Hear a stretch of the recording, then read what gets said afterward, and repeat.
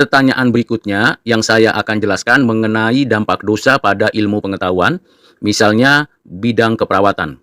Selanjutnya saya akan memberikan juga penjelasan mengenai pengekangan yang Allah nyatakan melalui mandatnya. Pertanyaannya sebagai berikut.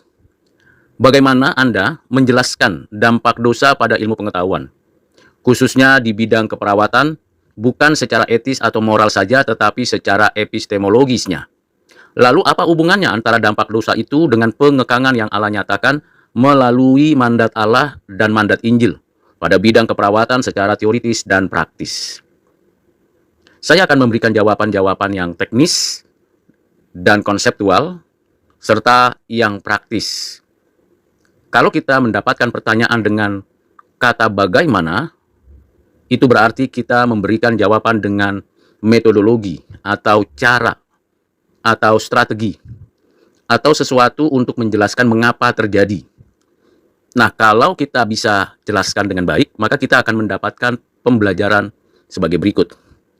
Caranya, kita mulai dulu dengan arti dampak dosa. Dampak dosa berbeda dengan akibat dosa. Akibat dosa itu ada 3. Kematian, kerusakan total, dan ketidakmampuan total. Kematian pun ada 3 bagian. Kematian fisik, kematian rohani, dan kematian kekal. Sedangkan kerusakan total berkaitan dengan arah dan struktur dari keberadaan manusia yang tidak lagi mengarahkan seluruh potensi keberadaannya, baik rasio, relasi, dan fungsinya kepada Tuhan Allah.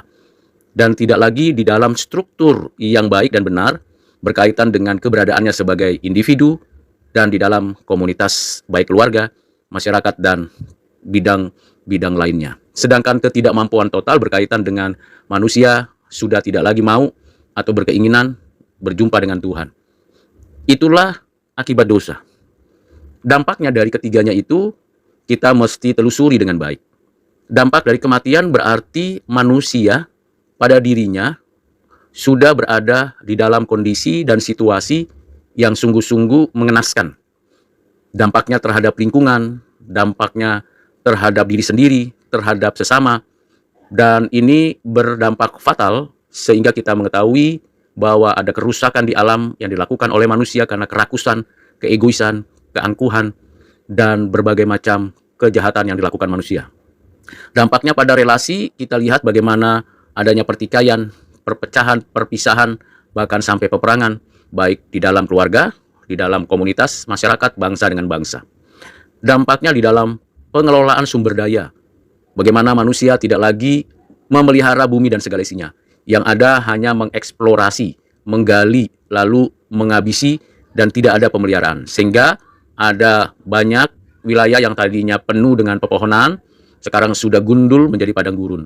Sekarang kita lihat bagaimana bumi ini secara perlahan mengalami degradasi sumber daya alam. Dan banyak manusia yang melakukan kejahatan dengan mengeksplor dan memanfaatkan hasil bumi tanpa memperhatikan kondisi lingkungan, udara, air, dan suara. Sehingga terjadilah polusi udara, polusi air, polusi tanah. Dan berserakanlah sampah-sampah plastik, sampah-sampah dari pabrik, sampah-sampah perbuatan-perbuatan manusia yang melakukan kejahatan. Dampak itu nampak, terlihat, dan terasa di dalam kehidupan manusia. Sulitnya manusia mendapatkan nafkah dari sumber daya yang ada, yang disediakan. Dan dampak itu juga benar-benar membuat manusia itu menjadi orang-orang yang egois, mementingkan diri sendiri, tidak memperhatikan kebutuhan sesama, bahkan saling membunuh, saling menciderai, dan saling melukai. Itulah realitas dari kehidupan manusia. Baik dia yang berpendidikan tinggi, maupun yang tidak berpendidikan atau hidup sederhana. Baik bagi mereka yang status sosial ekonominya di kelas bawah, maupun yang status ekonominya di kelas atas. Dampak dosa itu terlihat, terasa di dalam kehidupan manusia. Lalu bagian kedua, bagaimana kita menghubungkannya dengan ilmu pengetahuan.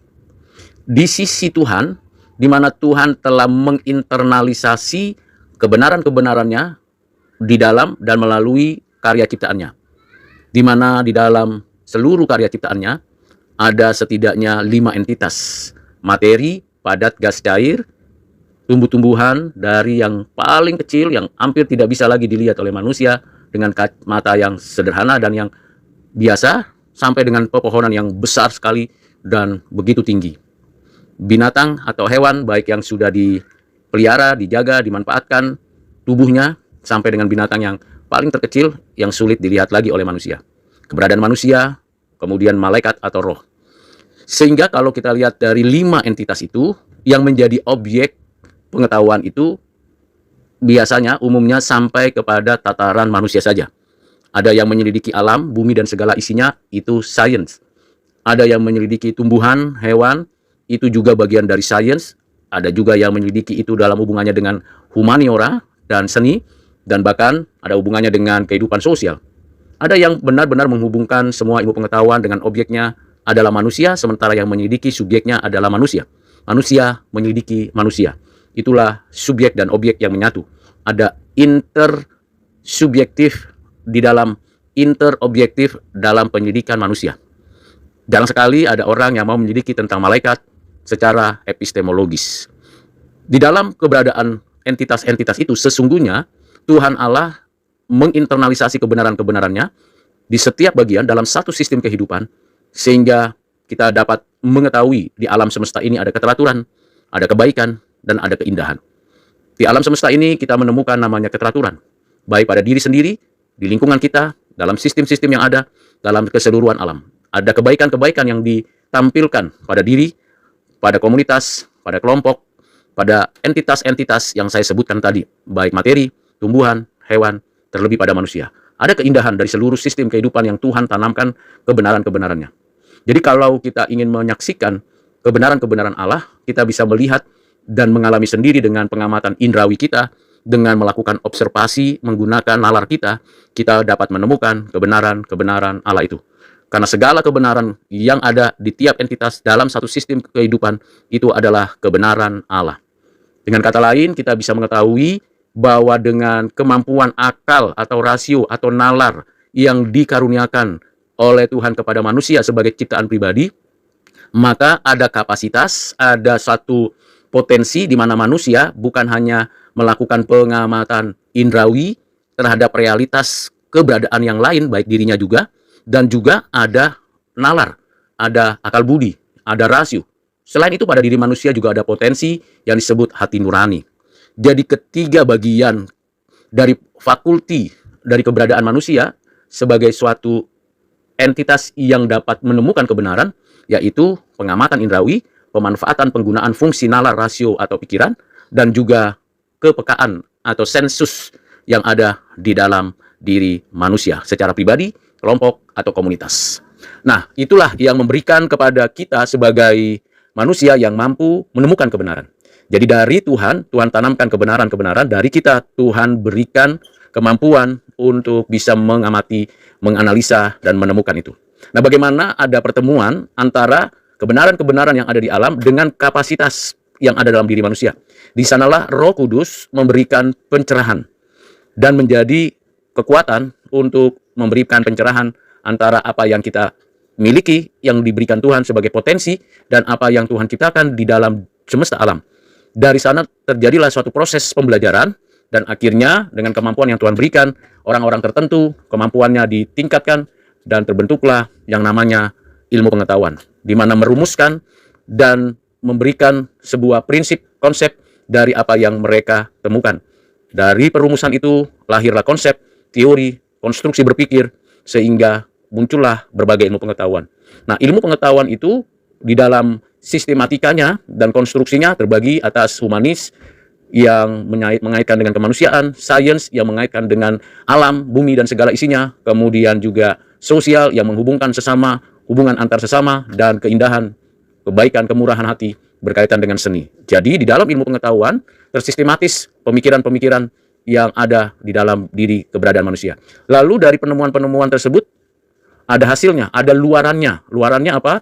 Teknologi. Teknologi yang dapat dimanfaatkan oleh manusia itu sendiri, baik teknologi tradisional, teknologi modern, sampai dengan teknologi digital. Terlebih pada saat ini ada teknologi yang sangat luar biasa, yaitu AI. Nah, itulah ilmu pengetahuan. Pada dirinya merupakan hasil dari upaya manusia merumuskan kebenaran.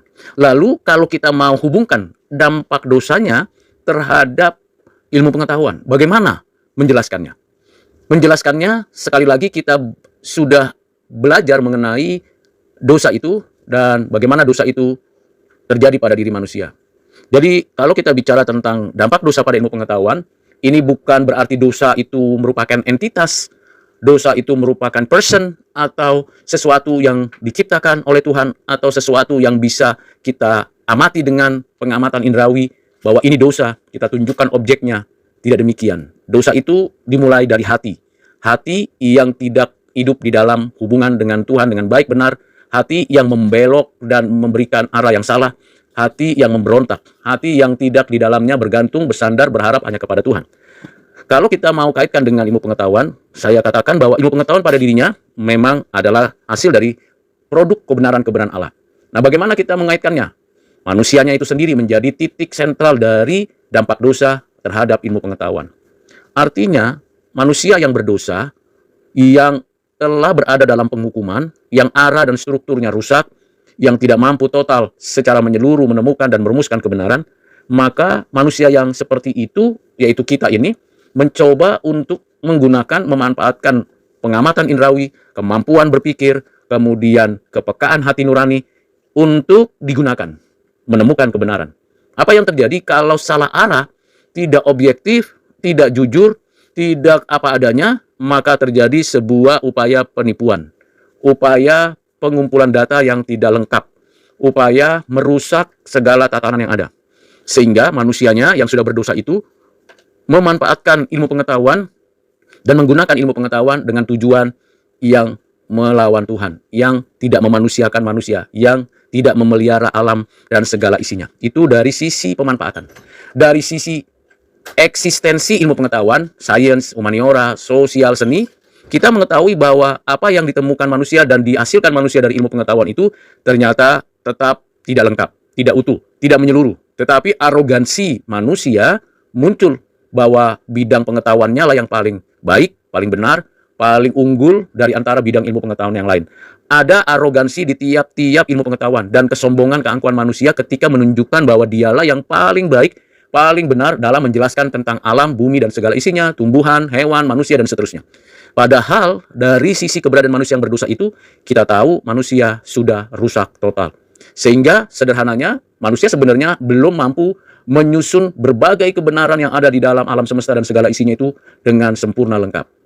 Secara teoritis, kita bisa mempelajari berbagai ilmu pengetahuan, sains, humaniora, sosial, dan seni, bahasa, dan sebagainya, tetapi kita tahu bahwa itu belum selesai. Masih banyak yang belum kita ketahui dari apa yang disebut realitas. Jadi secara epistemologis kita mau mencari menemukan kebenaran, kita mau membuktikan bahwa ini fakta dan data adalah benar, kita mau supaya objek-objek penelitian dan objek-objek yang perlu dijadikan sasaran untuk penelitian itu adalah sempurna benar, tetapi kita tahu pada waktunya mengalami sebuah degradasi pengertian karena yang kita ketahui hanya setitik dari ribuan jutaan miliaran kebenaran yang masih belum kita ketahui. Mengapa demikian? Karena manusia merasa sombong, angkuh, arogan bahwa dia mampu menemukan dan mendapatkan pengetahuan. Jadi dampak dosa dalam ilmu pengetahuan atau pada ilmu pengetahuan itu berkaitan dengan eksistensi manusianya sendiri. Kalau alam semesta dan segala isinya dengan segala kebenarannya sudah pasti ada di dalamnya kebenaran-kebenaran Allah. Kalau dosa pada sisinya memang kemauan dan keinginan manusia untuk memberontak kepada Tuhan Allah. Jadi hubungan itu pada diri manusia.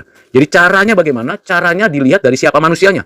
Kalau kita masuk ke dalam bidang keperawatan misalnya, maka kita mau tahu dulu bidang keperawatan itu, prinsip dari pengetahuan mengenai keperawatan itu apa.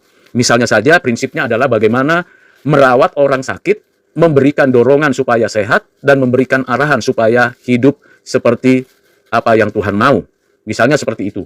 Bagaimana merawat orang sakit dengan pola sehat, pola hidup yang benar, bagaimana memberikan dorongan supaya tetap stabil kesehatannya, dan memberikan pengaturan-pengaturan yang baik di dalam diri seorang pasien atau setelah mengalami kesembuhan. Keperawatan. Jadi ini adalah bidang terapan sekaligus juga bidang teoritis. Karena nantinya akan ditemukan cara-cara yang baik untuk merawat, untuk memulihkan, untuk memperbaiki kehidupan manusia, baik secara individu maupun secara sistem keperawatan. Nah, itu contoh, bisa dikembangkan lagi keberadaan ilmu pengetahuan tentang keperawatan. Nah, bagaimana itu bisa terjadi? Ya tentu pada orangnya. Kalau orangnya itu memang hidupnya tidak takut akan Tuhan, hidupnya belum di dalam Tuhan, tentu arahnya dan strukturnya juga rusak, dan kemampuannya untuk meningkatkan kualitasnya juga terbatas, maka orang tersebut bisa jadi merawat hanya untuk kepentingan uang, merawat hanya untuk kepentingan diri, merawat hanya untuk kepentingan sesaat saja, tetapi tidak memaintain, memelihara bagaimana proses perawatan itu stabil, tetap, konsisten, dan berkelanjutan. Misalnya seperti itu. Nah, kebenaran-kebenaran apa yang harus kita temukan dalam keperawatan? Tentunya kita sendiri sebagai seorang perawat harus hidupnya benar.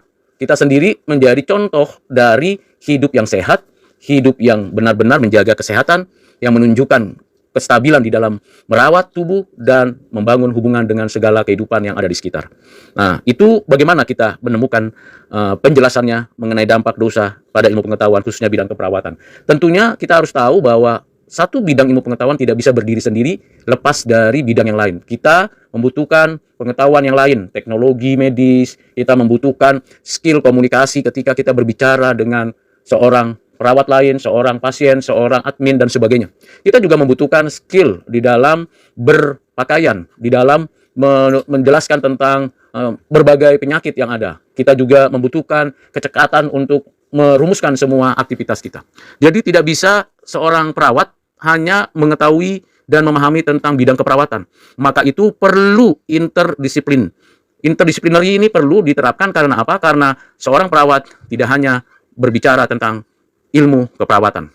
Nah, bagaimana ini bisa tidak dilakukan? Karena tadi, seperti yang saya katakan bahwa karena keberdosaan manusia, manusia egois, manusia angkuh, merasa dirinya paling pintar, paling hebat, paling bisa di dalam bidang ilmu pengetahuannya, sehingga merasa tidak perlu ilmu pengetahuan sains, humaniora, sosial, seni. Saya bisa karena saya mampu. Padahal ia bisa karena ada yang lain yang menopang, yang memberikan kesempatan dan sarana. Sehingga dampak dosanya itu makin jelas. Arogansi dan kesombongan terhadap ilmu pengetahuan yang dia kuasai, itu membuat dia menjadi tidak memiliki pengertian yang lengkap dan utuh. Itulah cara menjelaskannya. Tentu tidak mudah, rumit, kompleks, dan perlu pemahaman yang lengkap dan utuh. Lalu bagaimana hubungannya dengan pengekangan yang Allah nyatakan dalam kehidupan manusia yang berdosa itu? Tentunya kita tahu ada cara Tuhan yang ajaib mengenai mandat yang harusnya kita ketahui, yaitu Allah dengan kekuatan dan kasih-Nya mengaruniakan anugerah umum kepada umat manusia, sehingga manusia dapat masih menikmati kebaikan-kebaikannya. Masih ada kepekaan dan kesadaran bahwa ada Allah yang patut ditinggikan, ada yang maha kuasa yang patut dimuliakan. Dan kiranya dengan pengekangan yang Allah nyatakan melalui kemampuan berpikir manusia yang menemukan kebenaran-kebenaran itu.